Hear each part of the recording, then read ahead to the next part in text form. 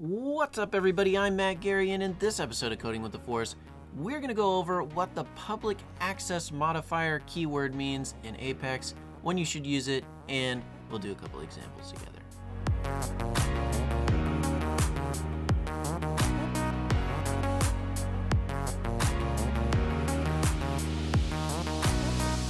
Alright, everybody, welcome back to this Apex Masterclass tutorial series.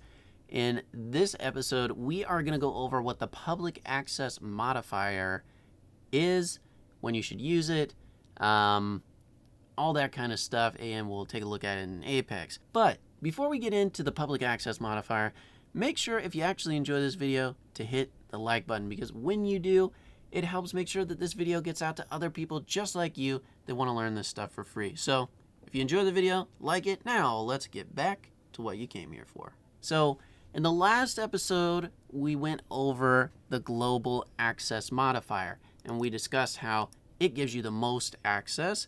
In fact, it gives you intra-package access in Salesforce, and it allows external code that doesn't even reside in your system to come in and potentially access your Apex code. What public does is it takes that down a notch a little bit. So in global, literally everything can access your code. Your public, your internal Salesforce code can access your global stuff. Your external packages can access it. Code from other systems can access it. But with public, when you declare a class or a variable or a method as public,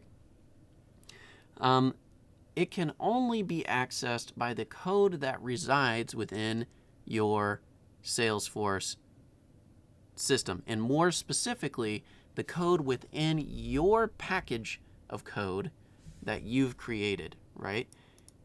Manage package code couldn't access it, none of that. So just the code that you have written and that you can access in your org will have access to public classes.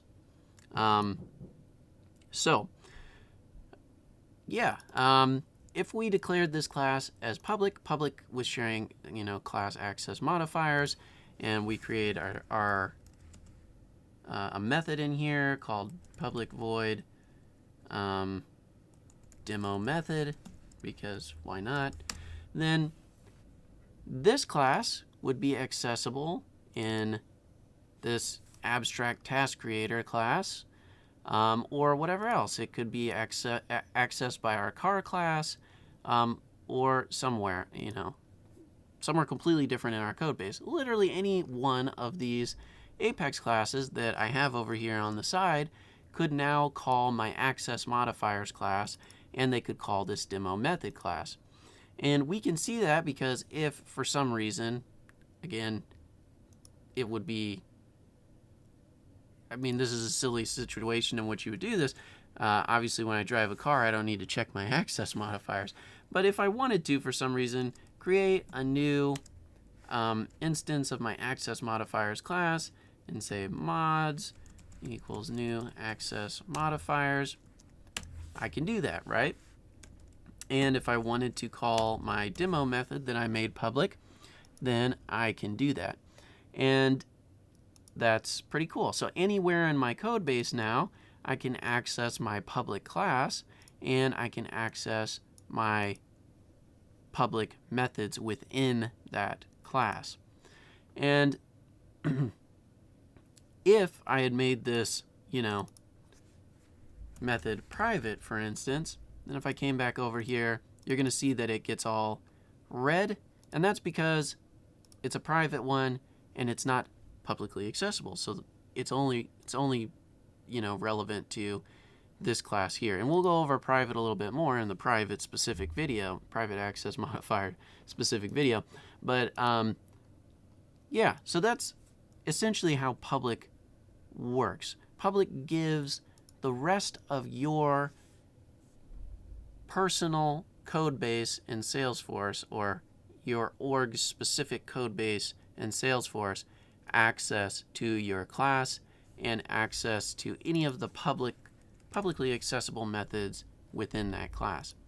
So, pretty cool stuff. Hopefully this helps explain it. Like I said, it's a step down from global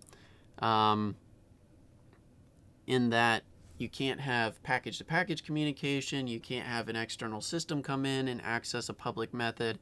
But instead, public allows you to be able to leverage this code or share this code, access this code anywhere else within your Salesforce code base that you've written to be leveraged, right? So pretty cool stuff. Important to know, because if you declared this as private or something, then you wouldn't be able to call it over here in this car class or anywhere else, right? So there you go. Public access methods, important to know what they do and why they're used. And yeah, hopefully this helps at least a little bit understanding why this thing is everywhere. So yeah, anyway, that's it for this episode, and I hope to see you in the next one.